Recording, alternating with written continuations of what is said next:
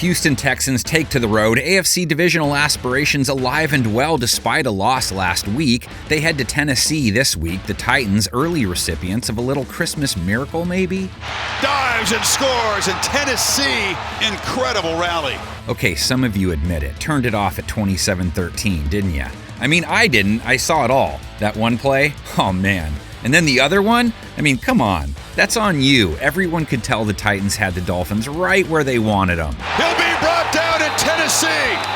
He's going to secure an incredible, improbable comeback victory. Yeah, anyway, this is round one between these two teams. Titans offense comes in off its best showing in over a month, which means Texans are taking on the most confident Johnny Lawrence we've seen since he made his debut.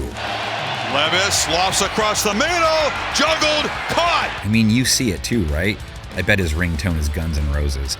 Will Levis last week shook off some bad turnovers, not only came up clutch late, piled up 327 yards passing doing it. That a little no-look from Will Levis? Yeah. Key to keeping Levis from striking first or pre-striking, D-Hop. In Levis's big 4 TD outing earlier this season, it was Hopkins who also blew up, and that was again the case last week versus Miami. 7 catches, 124 yards, and a score. There's Hopkins making the catch, still running. Houston's defense didn't handle Garrett Wilson well last week either. Gave up 9 catches, 108 yards to him.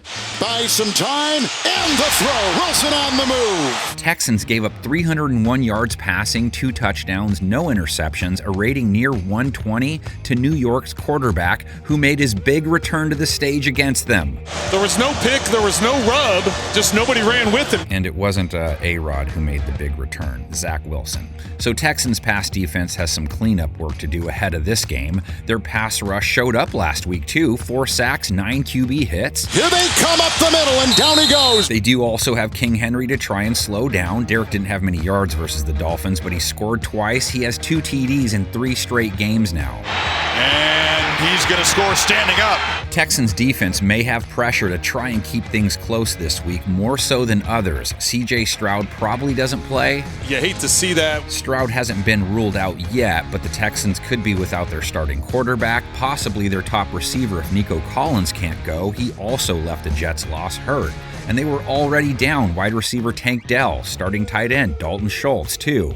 This team is spending way too much time with JD and Turk. So it could be the Davis Mills show again. Davis Mills getting warmed up, 2-2 on the season. Mills hasn't played much this year. He was their starter last year, so plenty of rodeos. And he has plenty of nice games under his belt. Mills looking left, fires end zone, he's got it! Touchdown! He'll have to lean on the likes of wide receivers Robert Woods, Noah Brown, tight end Brevin Jordan maybe, while going up against a Titans secondary that has had its issues defending the pass in 2023. But last week, didn't give up any touchdowns to Tua Tagovailoa. Defended back there, which shakes his head and says, not this time. Sure, it helped that Tyreek sat out a large chunk of that game hurt, but if their pass rush shows out like it did versus Miami, they could replicate the showing versus a hobbled Houston offense.